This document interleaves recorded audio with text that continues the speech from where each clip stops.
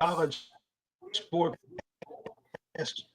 and we are here tonight to do a combo show of our weekend wrap-up show and the Big Fuss Show, weeks 16 and now 17 for college football and college basketball.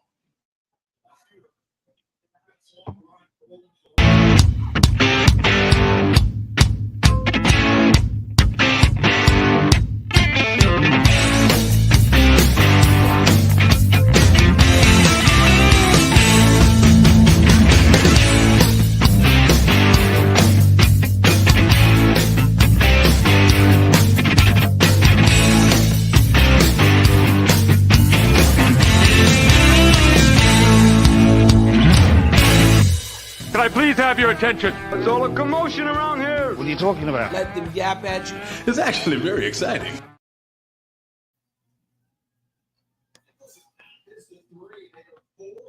All right, guys, welcome in.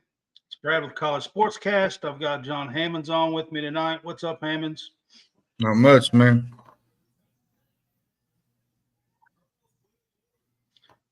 Just here to talk a little sports, college sports with you guys today. So we missed on Sunday. We usually do our weekend wrap-up show on Sundays. And I was actually in Lexington at Rupp Arena covering a game. And that's the reason why I was out of town on Sunday and couldn't do it. But it was fun. Had a great trip. It was a women's game. It wasn't the men's, but I did get to go to Rupp Arena, the game. It was really, really cool. I actually done it for Furman through Greenville Sports Media. I want to thank Jay for the opportunity to do that. So it was a great time, and maybe there is opportunity for more down the road. So we'll see. I made a few posts and things. John, I think you've seen some of it, right? Mm-hmm. Yeah, I did.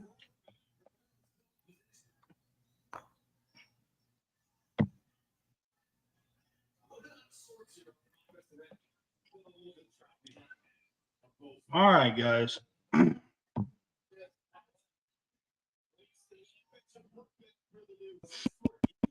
Weekend wrap up. One of the first things we talk about is college sports news. So that's where I'm going to start for tonight. I'm going to kind of do the weekend wrap up show kind of in the beginning and do the big fuss in the middle, and then maybe finish with a couple of things that we do on the weekend wrap up show. So college sports news, I'll start with college football. There's a lot going on in the transfer portal. Tomorrow's National Signing Day. But I'm going to start with Lane Kiffin signed a contract extension today with Ole Miss. Did you see that, Hammonds? Mm-hmm.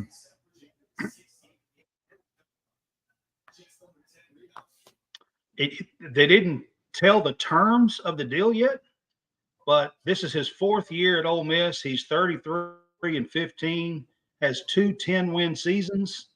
And if he wins this bowl game coming up, which is a New Year's Six bowl, his second in 4 years, it'll be 11 wins, which will be the most wins ever in a season at Ole Miss. Yeah, which is kind of surprising with the players that they've had. The Mannings, and some of the players they've had. They've never had 11-win seasons ever. He's filling up a really big roster too with the transfer portal. They're going out and getting some players. They're buying some guys, man, right now. And they're apparently they're supposed to land Walter Nolan. They are buying some guys. They're Texas A&M. He's another big one in the fish that I believe they're supposed to land him too. Yep. So, you know, they got a lot going on right now. Yeah.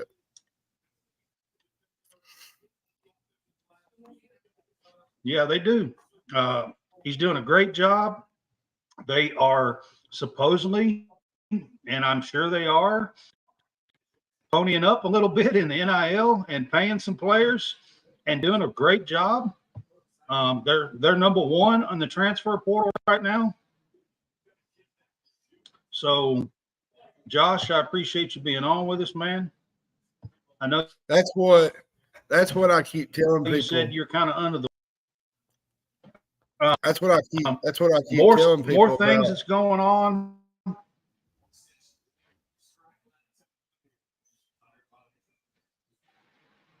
don't think you can hear me. I think Go ahead.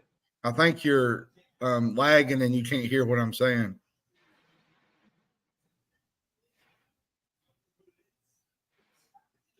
Go ahead, man. Oh, okay. But what I was saying was the NIL. That's what I jump all over, Kentucky fans about. Like, everybody wants to get mad at Stoops' comments, but the NIL is a problem right now at Kentucky. Like, if you want to build this team and build this roster, you have got to pay some of these players to come there. And that's like a fan made a comment today on a Justin Rowland page. He said, I'm not going to spend my hard-earned money on a football team and give my money away just for a football program. And a guy underneath it said, well, then accept 7 or 8 wins and go to a good bowl because that's what you're going to get. Like, that's basically where it boils down to. Because if you start paying, the truth is, Stoops, Stoops and company has done a great job. They've done a great job with kind of being handicapped and still landing some top players out of the transfer portal. There has been, I would have went after, but they were simply looking for money deals, and Kentucky couldn't be a part of that. I'll tell you that. I won't throw names out, but I know for sure there was at least 2 that they were looking for money deals. It was too rich for their, for what they can do. Yeah. So we've got opt-outs. 2, his little brother at Maryland is opting out of the Music City Bowl, Orange Bowl for FSU as well. In our news,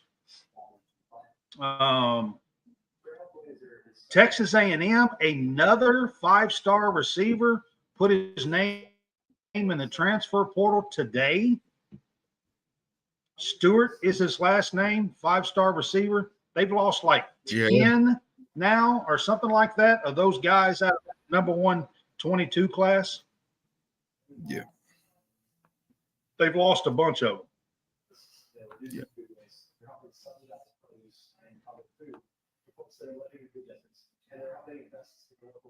All right. John, do you want to pull up the basketball polls, college basketball polls? Yeah, hold on a second. It's a Tuesday night. I'll kind of let you run through. Hold on just a minute. I got to find them. I'll kind of let you run through the top 25. Okay. The AP college basketball poll as of right now, week 7. 1 is Purdue. 2 is Kansas. 3 is Houston. 4 is Arizona. 5 is UConn. 6 is Marquette. 7, coming in at number 7, up 4 spots, is Oklahoma. Tennessee moved up 4 spots to 8th, Tennessee. Number 9 is Kentucky. They moved up 5 spots. Baylor's at 10. 11 is North Carolina. 12 is Creighton. 13 is Illinois. 14 is Florida Atlantic. 15 is Gonzaga. They dropped 5 spots after the loss to UConn. 16 is Colorado State. 17 is BYU. 18th was Clemson. This was one that kind of surprised me where they dropped 5 spots because they only lost by, I think, 3 on the road to Memphis, which I felt like was not worthy of them dropping 5 spots, but it is what it is. 19 is Texas. 20 is James Yep. Madison. 21 is Duke. 22 is Virginia, but they might be dropping out as soon as they get in after tonight because I believe, if I'm not mistaken, Memphis is about to win that game. So 23 is Memphis. 24 is Wisconsin. And ladies and gentlemen, Chris Beard has Ole Miss at number 25 in the country in the top 25 polls. Chris Beard. Yep. In his first He's season, got- they're 10-0. They're still one of the undefeated teams. Mm-hmm. Nothing really jumps out at me when you look at these polls. But I will say this. I think Kansas is not the number 2 team in the country. I think UConn is. I think UConn's number 2. I think Kansas is number 4. I think Arizona is number 3. And Houston, I think, is number 5. And then it's a crapshoot after that because you got Marquette, Oklahoma, Tennessee, Kentucky, and Baylor, which I think Baylor is still a really good team. They just had a bad game Saturday against Michigan State. It happens. Jeff Goodman made a comment about it Saturday. He said, "Is Michigan State really back?" Well, we'll find out here in a couple of weeks. One game does not declare them back by any stretch, but at the same time, it's a step in the right direction with the way they played against Baylor. I will say this on the Saturday slate that was played. We had some really great games. We had Creighton and Alabama that come down to the wire.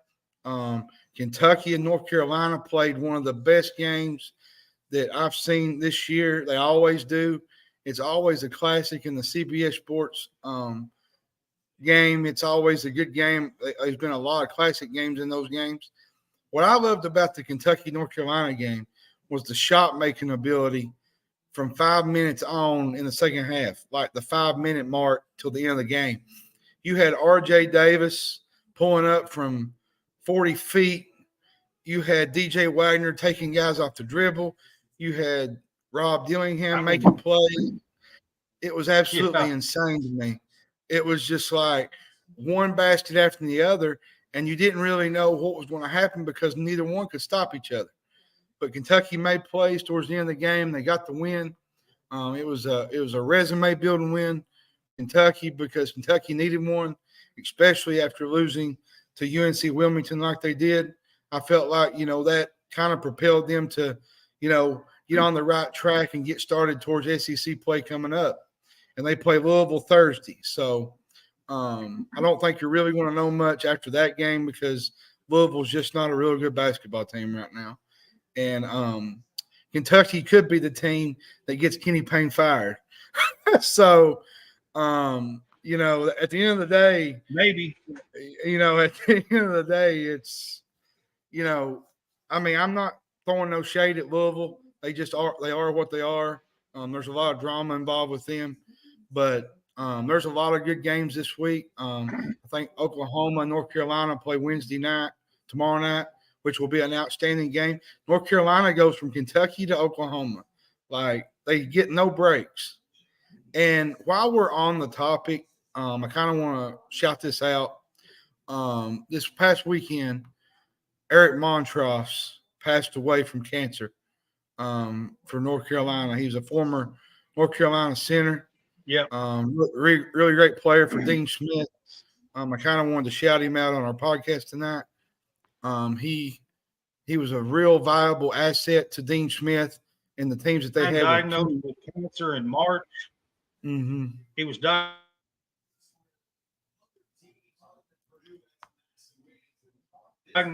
with cancer the same year. So yeah.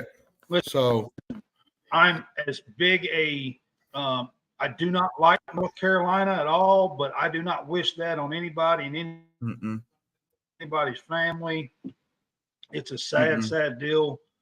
He was only 52 years old, and he has a family, and it's just a sad deal that you can go that fast. He was diagnosed in March and then be gone. I mean, Yeah, so it's a sad it's a deal on quick that part. So it's a that, quick that disease, is but that was something I kind of wanted to bring out because he was a big asset to some of those Dean Smith's teams. He played with Kenny Smith. He played with the Phipps kid that played for North Carolina. I think if I remember correctly, I think maybe he played a year with Stackhouse. I can't remember. Yeah, but he was a really good player. So shout out to North Carolina. They'll be in our prayers. Might have. He was close to that range. Yeah, he was close to that era. Yeah, but as we move Big on, 7-footer. Whatever you want to go towards now. I don't really.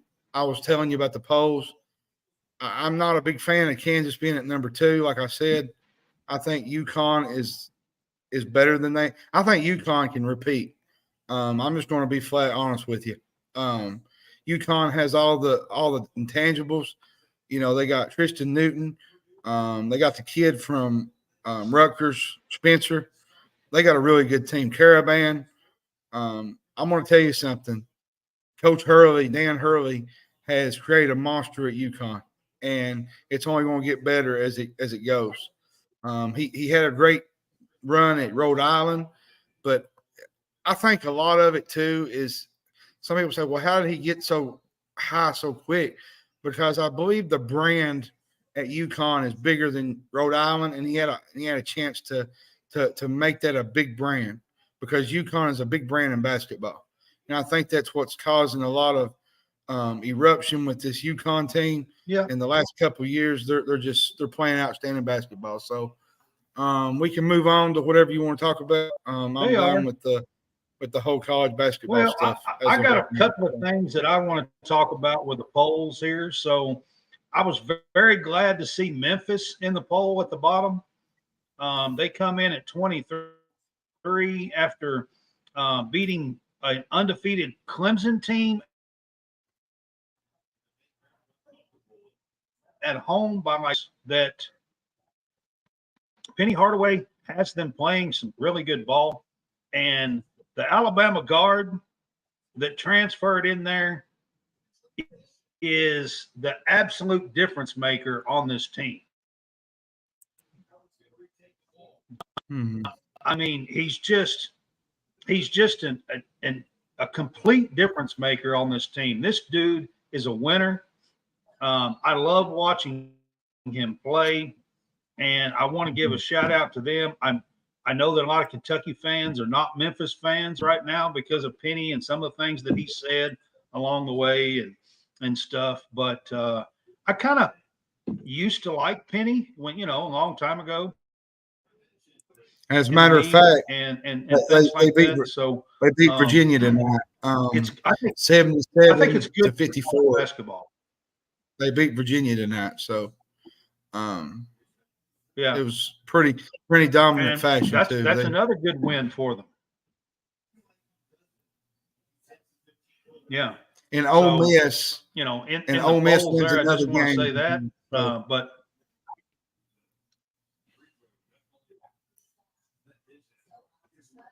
I don't think you're hearing me, apparently.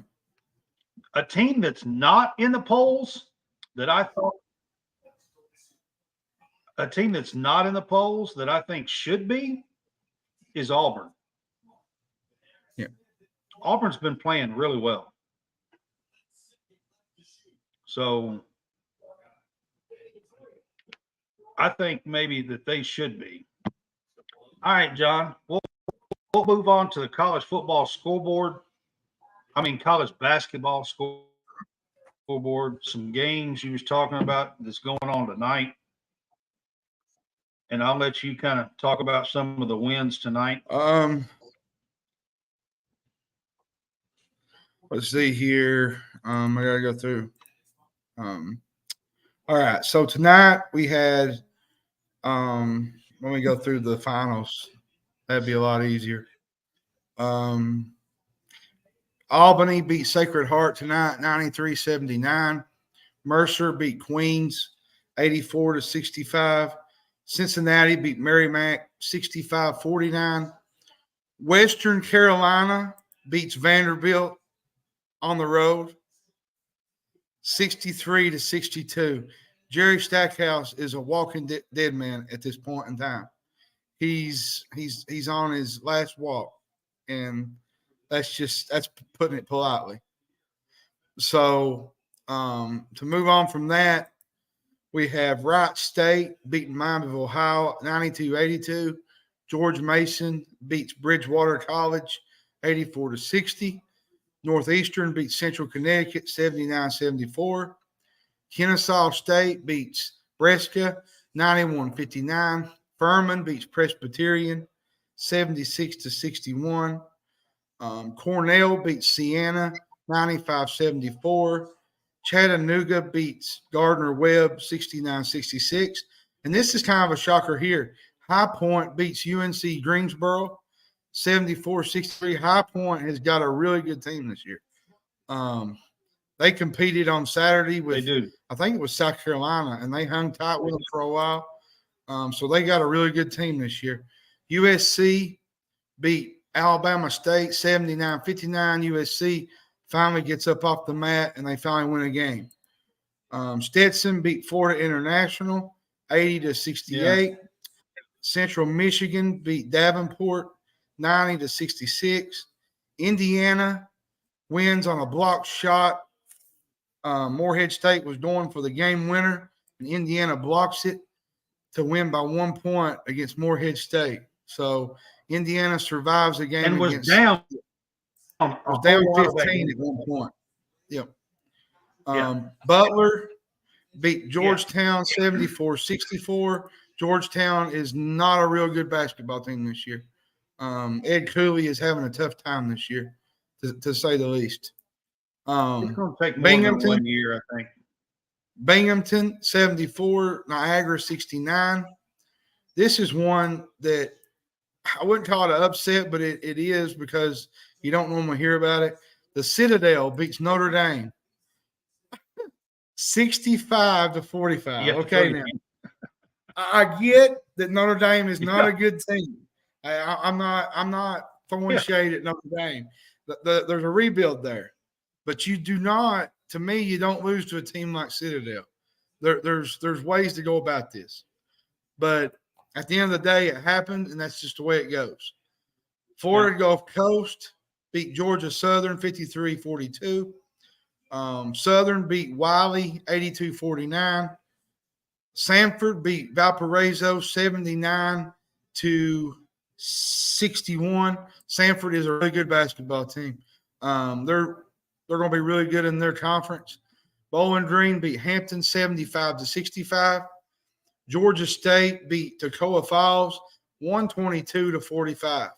So I'm guessing a couple of these games are against Division II teams that they don't play during Christmas. Ole Miss is 11-0. They beat Troy tonight 74-53. Memphis beats Virginia 77-54. Memphis is legit, ladies and gentlemen. They are the real deal, folks. Penny Hardaway has got them playing some intense basketball right now. James Madison beat Coppin State 87 really good, man, to 48. Northwestern State beat Southern New Orleans 99-75. South Carolina beat Winthrop 72-62. Indiana State beat Tennessee State 90-69. But at the end of the day, this game was a lot closer than people saw. It was tight up until the last 10 minutes. But Indiana State is 11-1. They got a really good basketball team. Here's scores as of now. In double, they do. They got a really in double overtime. Florida leads Michigan 91-89. That's still going on. Been watching that game. I watched part of it. This game is freaking fire. This Michigan Florida game is. Yes, it is. Both teams. I was watching part of it. Well, both teams are going at it. Yeah. There was Stephen F. Austin buzzer beater at halftime. Stephen F. Austin is ahead of New Mexico State 58-51 with 8 minutes to go. Tulsa is beating Mississippi Valley State 59-38, 11 minutes to go in the second half. Southern Indiana is beating St. Francis, Illinois by 20 with 12 minutes to go in the second half, 47-27. Loyola Chicago is ahead of Charleston Southern, 57-46, 7 minutes to go in the second half. Southern Illinois is beating North Dakota State, 60-53. Oral Roberts is beating John Brown, 51-42. That John Brown kind of reminded me of the Remember the Titans movie. You remember, I will break my foot off on your John Brown hind parts. You remember that part of the movie? Oh, that kind of reminded me of that team. The team from it's just a college team, but it reminded me of that little quote that he made. Providence is beating Marquette right now. Yeah, and SMU's ahead of Houston Christian. Drake is beating Alcorn State. Florida State is beating North Florida 60-46. And almost a halftime, Providence, like you said, leads Marquette 35-29. Now, Providence is a much improved team from a year ago. They was good a year ago, but they just wouldn't really, they never really could get together. They'd win 2 or 3 games, and then they'd just lose 3 or 4. And they just never could get together in time for the tournament, which that's why they ended up as 11 seed. And they ended up playing Kentucky in the first round of the tournament last year. But that's up to date on your scoreboard. There's a lot more games going on this week. Right. But a lot of games this week. This is finals week. This is finals week. Yeah, this is finals week. There's not a lot of games going on. There's a lot of games going on, but you're seeing a lot of cupcake games, because this is the time of the year where it gets kind of slow before January hits. Yeah, there is. So you're not going to get a lot of big-time matchups up until usually the weekend. So, but that's it. That's all I know. That's all I have on the college basketball scoreboard. All right, guys. That's been our college basketball scoreboard, and that is for tonight's games. So December 19th, Tuesday, December 19th, that's for all of those games for tonight. While we're on the air, we're going to go with some pick six. Shout out to my dad. Today's his birthday, by the way. I just wanted to say happy birthday, Dad. Today's his birthday. I'm not sure his age, but happy birthday, Duke. Yeah, well, don't call him that because he don't like being named Duke after the Duke Blue Devils, but yeah, he today's his birthday. I just want to kind of shout him out. Today's a big day for him. He don't like that name. I don't blame him for not liking that name. He just jokes about it, but he does. He does. But happy birthday, Dad. So we move on. A happy birthday, John's dad. How about that? Yeah, that sounds good. That sounds real good. Yeah. Pick six topic.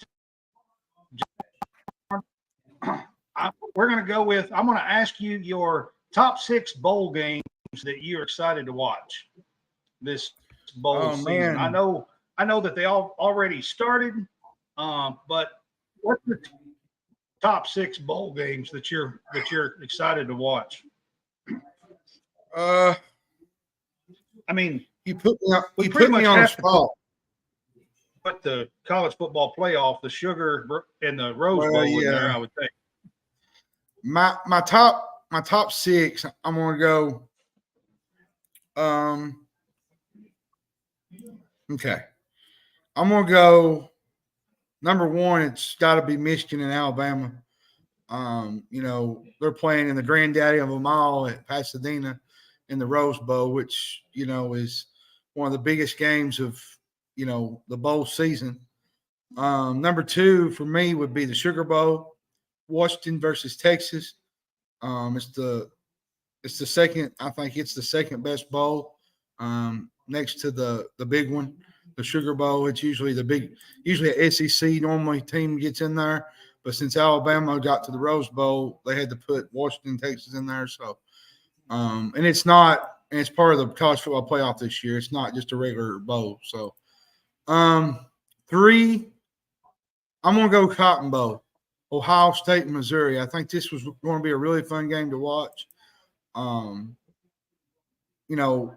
level of interest in this game is going to be kind of down because Ohio State's going to have a lot of guys out. Missouri might not, but Ohio State's got the quarterback in the transfer portal. Marvin Harrison Jr., I'm not sure if he's going to play or not. But still, it's going to be a fun game regardless because guys that are younger, a bunch of freshmen that didn't get a lot of playing time is going to get an opportunity to get some snaps in this game. So it'll be a fun game regardless. I would put the Orange Bowl in there, but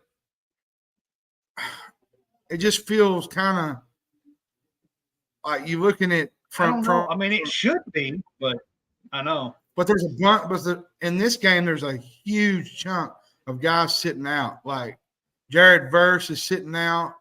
Jordan Travis is hurt. There's just a lot of players out, and Georgia has got a lot of transfer portal guys. Georgia's got a bunch of transfers. Yeah, I would put them number 3, number 4. But from a fun game experience, I just don't think it's a fun game, man. Like for me, it's just not got the juice that it once had. You know what I mean?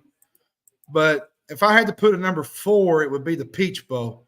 Penn State and Ole Miss is going to be a really fun game. I think a win by Penn State entering the next year can do wonders for their program because Ole Miss is really coming down with the NIL, and this would be a big boost to their program if they could win this game and go into the new year with some momentum. And my last one,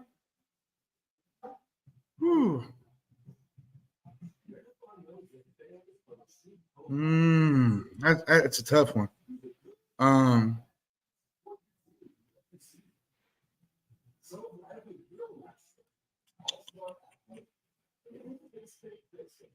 I don't really know on the last one. Those are be 4 of mine.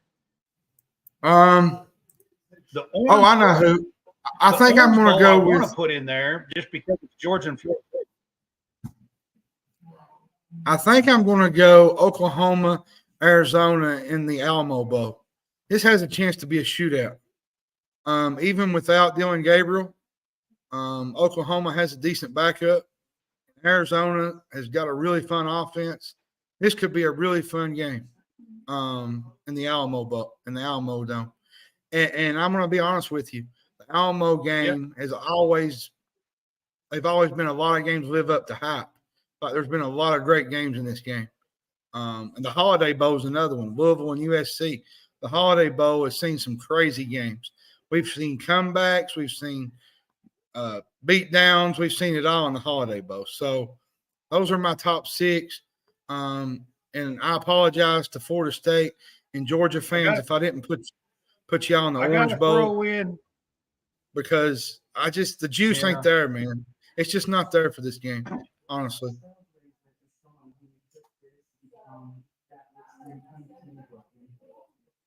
For them being left out, and I just don't think it's there for them either.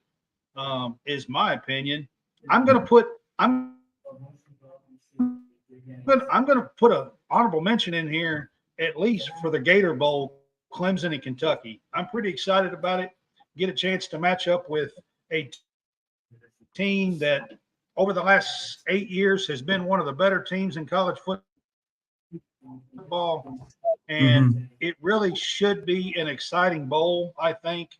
You got to put that in there. But I agree with the ones that you said. The Arizona-Oklahoma game is another one. And I agree with basically all the ones that you said. So even the USC Louisville Bowl, the Holiday Bowl. So those would be some of picks. And that's going to be, I want to know your top basketball players before Christmas. Pick six. Oh. Top 6. You got to pick 6.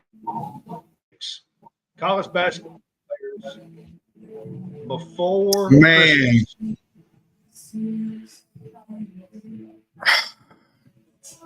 Can this be my favorite or I'm gonna just? tell you, we seen one. I think we seen one.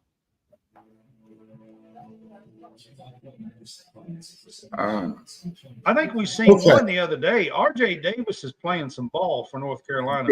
He's not in my top 6, but he should be.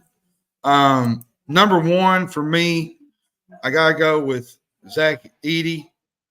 He's the reigning player of the year. Yeah, he's playing some ball. I'm gonna be honest with you, and a lot of people think he's just tall, but he does more than just stand there. He's a legitimate force in the paint, and I think he's got an opportunity to win again this year. Let's just be honest. I think this Purdue team is the best team in the country right now by far. I think there's others too, but Purdue has got more experience this year compared to a year ago, and I think they're going to have a shot to win the national championship yet again. Number 2, I'm going to go a different route. I'm going to go with Ryan Kalkbrenner from Creighton. I really like this guy. You know, he plays really great defense for a Creighton team that relies a lot on scoring, but he gets the boards, he blocks shots. They're loaded with a lot of bigs. They got Kalkbrenner, they got Shireman, and they beat a really good Alabama team the other night. Alabama is a really good basketball team, and they took care of business down the stretch to win that game. When Creighton is playing their game, Creighton is a really tough team to beat. 3, I'm going to go with Tyler Kolek. He's the reigning Big East Player of the Year. You know, he started his career at George Mason, okay? And he could go from there to being a first-team All-American and getting to the Final Four. Like, that says a lot about what Shaka Smart has done with the guards at Marquette and what he's been doing up there in the Big East. And for me, I think Tyler Kolek is one of the better guards in the country. He's really, really good. You know, this Marquette team is fun team to watch, and I think he's the number 3 player. Number 4, I'm going to have to go Hunter Dickinson. I think he's still in the top 4. You know, I feel like he's the main reason why Kansas is where they're at.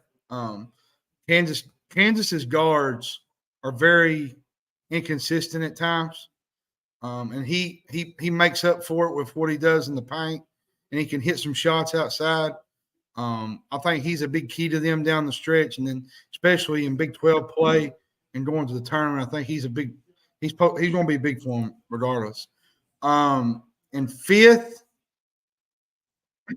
I'm going to go with Donovan Clingan from UConn. You know, he is growing as the game goes on. He's a 7'2" center. You know, I think he's putting up really good numbers so far this year. He's taken over for Sanogo left to go to the NBA.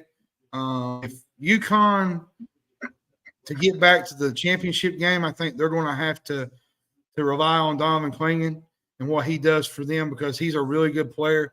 But, you know, you look at Tristan Newman, he's a really big player for them. You got Caravan, Spencer. UConn has all the tools to win it again this year. My last one, they was kind of like a tie, but I didn't really know where to go with it. I'm just going to go with 2 ties. I think Rob Dillingham is in this list. I think he's NBA ready. I think he has the body to be ready. I think he's top 6. I think he's top 10. And the other guy that I was going to mention was Wade Taylor from Texas A&M. He put on a show against Houston Saturday night. If you did not watch that game, you missed a really, really good basketball. He kept them in the game. He kept them in the game. He made shots, made plays. The biggest thing with A&M, they got to get healthy. Yeah. Radford's got to get healthy. Marble's got to get healthy. This team needs to get healthy because right now they're not playing the kind of ball that they normally want to play. So, to answer your question, Botkin, Michigan State, to me, they have Malik Hall and they have Tyson Walker. And then they got a bunch of other guys that are just seems like they're just really role players to me. And they're just not connecting together for some odd reason. You can't have two guys and then you have one of them go silent during a game. Like Saturday against Baylor, they come out and they just weather whip Baylor. Baylor wouldn't even know what hit them before halftime. It was over that quick. They played the best they played all year. Yeah, that's the best thing. game they played all year. If Izzo's going to get to the tournament, he's going to have to do what he did Saturday. So that's my opinion. Yeah. Hunter's good, Josh. The thing about Hunter is he keeps them in games with the way his ability to move around the basket. That's my thing.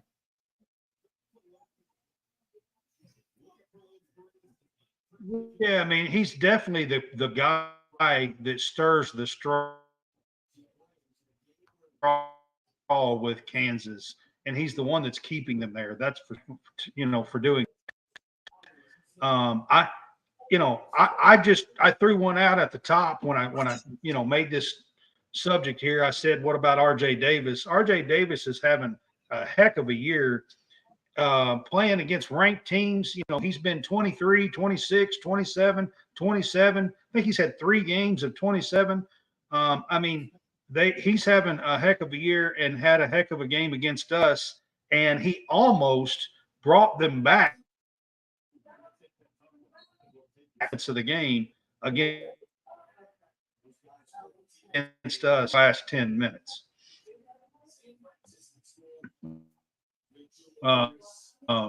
So he's a heck of a player. Just want to throw him out there as, I guess, an honorable mention. We're going to move on to our no-fly zone,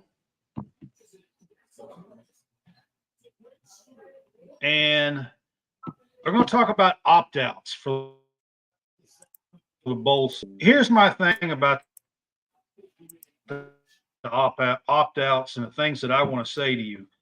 I realize that people are going to go to the NFL and you're going to have some opt-outs who is going to the NFL. But so the other day, yesterday, I was watching the Western Kentucky game, okay? And sadly, I turned this game off because they were getting blown out.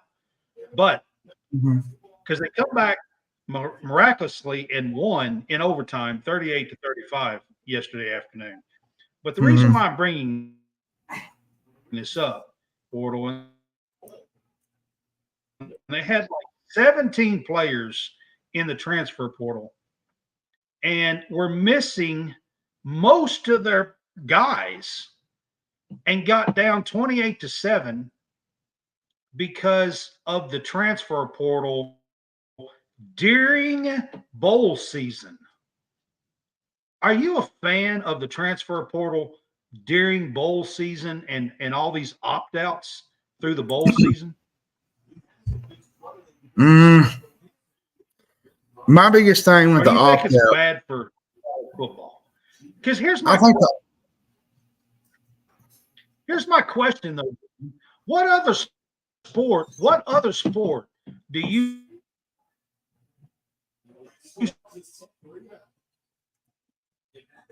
see signing period? I can't. You're dragging, Brad. Football. So I can't hear you. So when the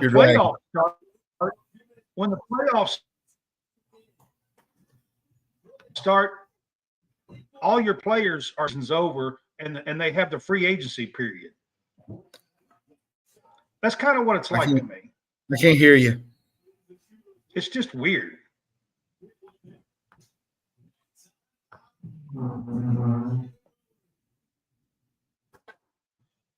All right.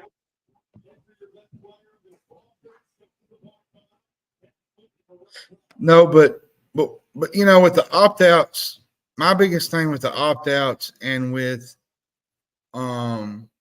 the bowl season is I can understand from a standpoint if you're trying to protect your draft status from being injured and whatnot, that's one thing.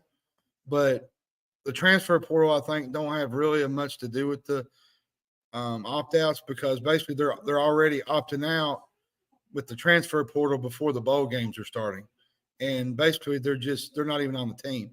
So basically that's a moot point. And at the end of the day, though, I'm not a big fan of it. If you're actually in a big game, like say the Gator Bowl and some of these big bowls that bring in a lot of money, I think you should be able to play in those games. Like you look at Ray Davis, you look at, I think Trevin Wallace is going to play in the bowl game. There's a couple of guys, and there's a few other guys that are going to play in some of these big matchups in the college football playoffs. I get it from a draft standpoint, but at the same time, I was always growing up, you know, it's a different era than when we was growing up. You know, you had all these kids that, you know, their dream was to play in the NFL, but at the end of the day, they looked at their scholarship and said, you know what, we're going to honor our scholarship and honor our team and wear that name across our jersey one more time. And that's just not what it is in today's world. You know, social media has taken over the world, and it's changed a lot of things compared to what it was in the early 90s. And I think that has a lot to do with things.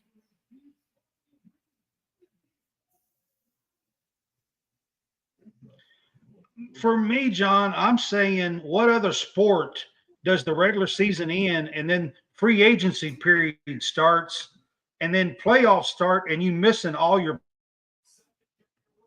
players? Football. There ain't many sports. I don't understand college why basketball that does is not do that. It's mostly college football, but it is what it is, you know, with the no. Imagine if college basketball right before March Madness opened the transfer portal and all your players just leave right before March Madness. That's basically what it. I mean, it's just dumb. It's crazy. Yeah, I agree with you. I don't understand. That's exactly what's going on right now in college football. It's just dumb. Yeah, it's dumb. The whole thing is dumb. It should be rule. After bowl season. That's when I agree with you. Yeah, I agree with that part. Yeah, but I was just going in general how I feel about the absolute no fly for me. I think. Yeah. I was just giving my opinion on the opt-outs. That's how I feel about it. I think the whole rule of it is dumb. I understand the whole going to the NFL and protecting yourself and not getting injured and you know being at that level. I understand those. That's perfectly fine. I get that. I don't understand the transfer portal being open and just like demolition on your team before the bowls. All right. So with that said, the college football December calendar is crazy with the transfer portal, recruiting transfer portal people, with high school football, with finishing up recruiting high school football, which is tomorrow, by the way. And then bowl prep and end of the college football calendar right now, there absolutely has to be some changes. And what do you think are some of the major changes that needs to happen? I think there should be only one National Signing Day. I think there should be just a February, and that be it, because you have too many flips. You have too many kids flipping to different schools. Like tonight, for instance, Hayes Fawcett put out a tweet. I would love to be behind that account, actually, to troll everybody. He put out a tweet that it was just him sitting in it was like a gift of a guy from UFC. I think it was Dana White. He was sitting in a chair and he was going back and making faces. Like, he knows that there's going to be a lot of things going on and happening in the next 3 or 4 days. But tomorrow is going to be a madhouse. You're going to have flips. You're going to have teams that you didn't think had a chance to pick up these players do. You're going to have people outbidding players for NIL. It's a mess. I think that should be a stop. I think it should be only one time in February, if we're being honest about it, because you have too many kids picking and choosing and changing schools every so often, and that makes a horrible thing for college football. And this is a no-fly for me. I don't like how the calendar sets up. I don't like it a bit. I like how they do it for college basketball. It's set up pretty good. It feels like there's no rules in college football, though. There's no.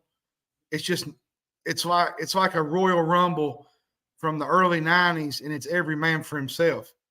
There's no rules in place, and it feels like there's so much happening, you don't know how to grab a hold of it. Please postpone the transfer portal past bowl games.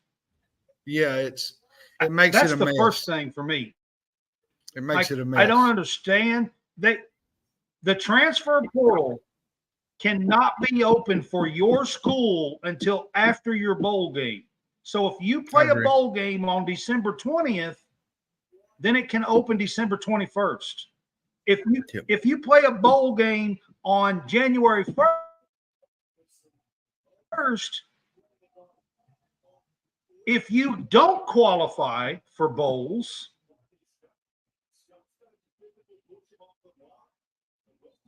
then but I just don't understand the whole bowl season thing and having the transfer portal. I think it's actually pretty asinine.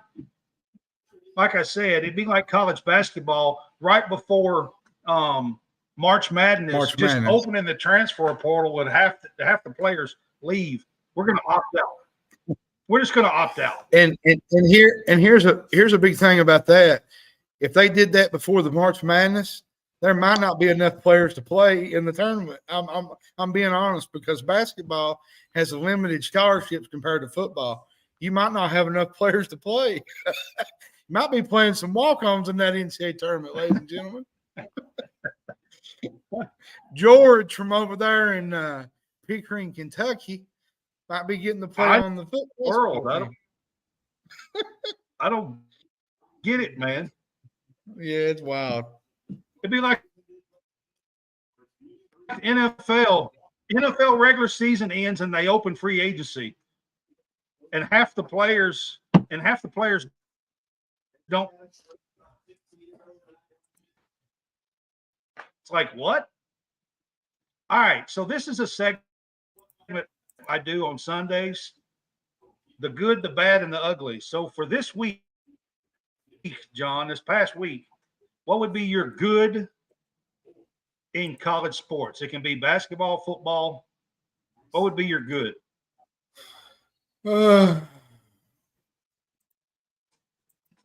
My good would probably be Western Kentucky's comeback Saturday. Was it against Old Dominion? Was it yesterday? Old Dominion. Or it might have been Sunday. I can't remember, but I felt like that was an absolutely fun game. It was Monday. It was actually a fun game to watch. I'll just count it as the weekend. It was a lot of fun. that game was really, really fun. It just felt like Western Kentucky just kind of they kept sneaking, and they just finally got it together, and they just came back and they took care of business and they won. And I felt like that was the good. The bad, third string quarterback. The bad, man.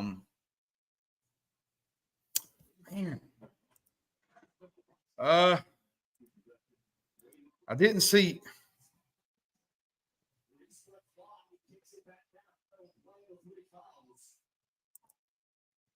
Okay, I'll give you a bad. Indiana blowing a 15-point lead to Kansas and losing in the last minute.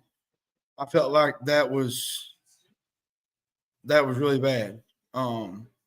Indiana should have won that game. Indiana should have won 2 in a row. They should have beat Kansas, and they should have beat Morehead State this weekend or tonight. Indiana, for me, Indiana don't have a real good team, and when you have opportunities to win those kind of games, you take advantage of it. So, what's your ugly?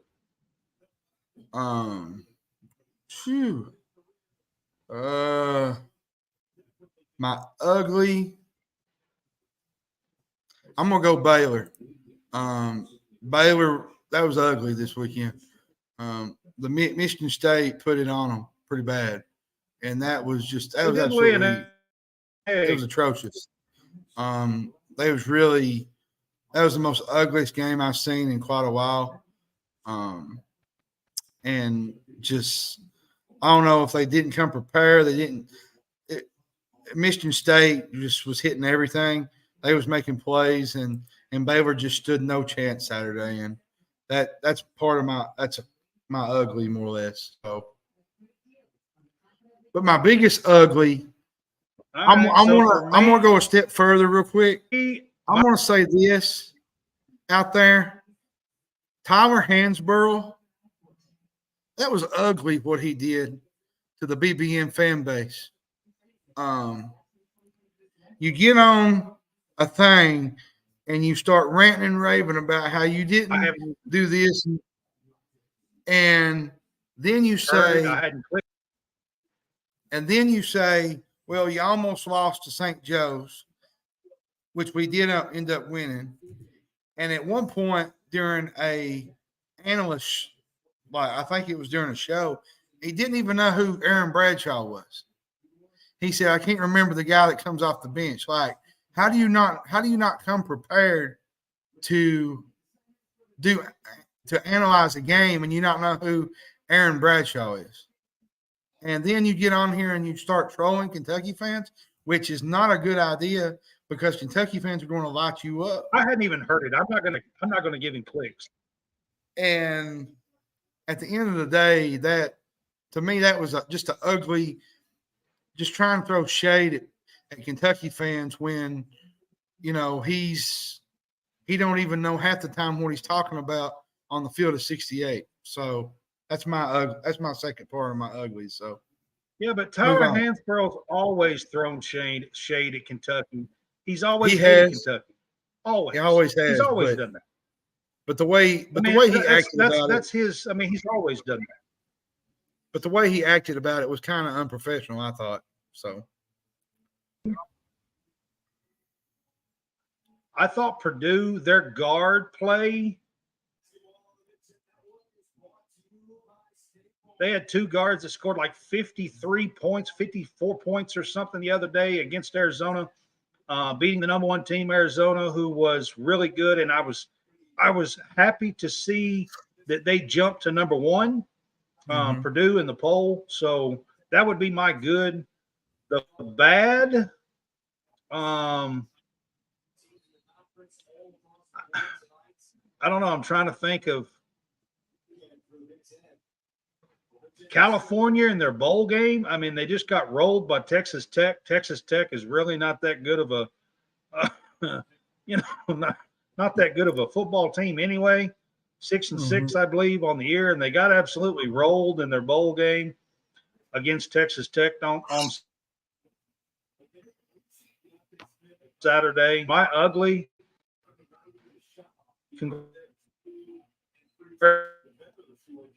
Congratulations, Brugley, Couldn't hear you. for this past week 16.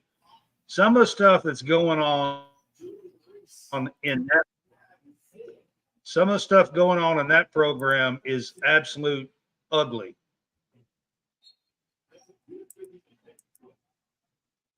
With Kenny Payne in Louisville, kicking off the player and not, he's transferring, he's not. I mean, they're getting beat by teams that are terrible. I mean, that program right now is ugly. Well, see, you know, I made a comment about this today. Week ahead. Somebody had made a comment and said that, you know, we beat Pepperdine. We whooped them. We finally won a game we were supposed to. And a Louisville fan said, Kentucky is not Pepperdine. They come back, well, Kentucky's Pepperdine. And like, you know, it's kind of like, it was just real funny. Like, Kentucky is not Pepperdine. And it's a completely different team than what they're going to face Thursday. So they're not, you know. But I thought that's kind of funny, that Louisville fan just kind of been like, well, it's not Pepperdine. Kentucky's got better guards than Pepperdine does. So, but the week ahead. No, for sure.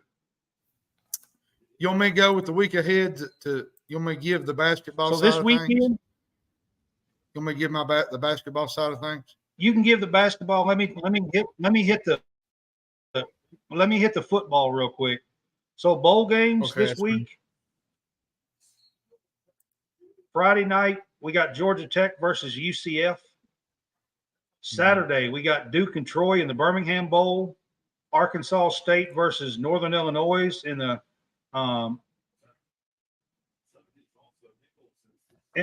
and James Madison versus Air Force in the Armed Forces Bowl. The Idaho Potato Bowl is Georgia State versus Utah State. The 68 Ventures Bowl is South Alabama and Eastern Michigan. Then we got the Las Vegas Bowl, Utah versus Northwestern. Shout out to Northwestern and the team in the 5. Coastal Carolina plays San Jose State in the Hawaii Bowl on Saturday. And then next Tuesday, because I want to get these out because we will not have a show on Sunday again. It's Christmas Eve. Minnesota and Bowling Green play in the Quick Lane Bowl. Texas State and Rice in the First Responder Bowl. And Kansas and UNLV in the Guaranteed Rate Bowl. Those are on Tuesday. All right. So you can shout out some college basketball stuff. All right. For tomorrow night, I guess I'm going to go with tomorrow night. Baylor plays Duke tomorrow night. You have Oklahoma and North Carolina. They play tomorrow night. I'm trying to get these scores. Let's see here. There we go. That's Wednesday night. You got UConn going to Seton Hall. You have Villanova traveling to Creighton. I think tomorrow night. Tomorrow night, Alabama plays Arizona in a late game at 11 o'clock. So Arizona has another stiff test. Wednesday. Thursday, you have Kentucky, Louisville. There's not a lot of big games on Thursday. Saturday, you got a few games. Arizona plays Florida Atlantic. Vanderbilt travels to Memphis. And you got St. John's going to UConn. And then Monday and Tuesday, there's no games at all. And I don't even think there's any games Wednesday. There is. There's 2 or 3. There's only one. But there's no games Monday and Tuesday. And I don't know what everybody's going to be able to do with their time because they're used to seeing football everywhere, basketball. There's not going to be a lot going on. So either you eat a lot or you sleep or watch reruns of Christmas movies, whichever way you like it. So, well, there is on Tuesday, the day after. There's some football. There will be a few bowl games. There's a few football games. Yeah. On Tuesday, the day after. Yeah, Christmas. So, but that is kind of the week ahead. I mean, the main thing in this week is we've got the Christmas holiday season. Want to wish everybody a Merry Christmas time and get together and have a great Christmas. Merry Christmas. So our next show is going to be Thursday. We're going to have our game day. I kind of want to say this real quick. I kind of want to give a shout out tonight. This has been a really tough year for me. There's been a lot going on in my family. There's a lot of things going on just happening. And T3 Bracketology, if you don't know who T3 Bracketology is, he is a bracketologist analyst on Twitter. And he's one of the best bracket guys around. Go to Twitter. And he got me a Houston Cougars or whatever home field apparel. He got me a Houston Cougars Phi Slamma Jamma home field apparel shirt for Christmas. Phi Slamma Jamma. Phi Slamma. And I didn't even ask. And he went and got it, and he said he's going to have it here. But it's going to be after Christmas before I get it. But for him to do something like that, that shows you there's a lot of humanity in this world. I wish you would have told him to use our code. He could have saved some money. I didn't think about it at the time because he didn't really. He just said, "What's your address?" And I kind of just went from there. But just shout out T. He did follow on Twitter. Me and Brad follow him. He does a lot of stuff with bracketologists. Him and 801. There's a lot of them guys. And they like to give me and Brad a hard time because we're Kentucky fans, but we dish it right back. So we throw it back in their face whenever they come at us with stuff. So we just like to have a good time. NKY bracket. There's a lot of guys. There's a lot of those guys. JBR bracket. There's a bunch of them. And eventually, once we get our kind of friends. Well, once we get our coverage straightened out with our dial-up and stuff to get better, we might bring those guys on in the middle of the year during conference play to discuss their brackets and their seed lines and such. Right now, we're having some trouble with our audio and stuff at times, which we're going to get fixed eventually. It's just been a lot going on and ain't really had a lot of time to figure it out. So once that gets straightened out, we'll figure it out. So, are we at the airport, Clark? Is this the airport, Clark? Christmas here. Is this the airport, Clark? Oh, goodness. All right, guys. So best movie ever, man. We're going to have a show on Thursday. So our show will be Thursday at 8, just like normal. We'll do our game day pick'ems on Thursday, and then we will see you guys probably a week later because I will probably be doing a Christmas myself on the 26th, which will be the Tuesday. Don't let him lie to you. Go a week in between episodes. He's probably going to be eating pecan pie. And if he does, please report to the authorities. Please report to the authorities that Brad is eating pecan pie. Eating pecan pie on Christmas. Oh, absolutely. And some bourbon balls. And some bourbon balls, yes. Get him some bourbon balls, ladies and gentlemen. Somebody please. All right, guys.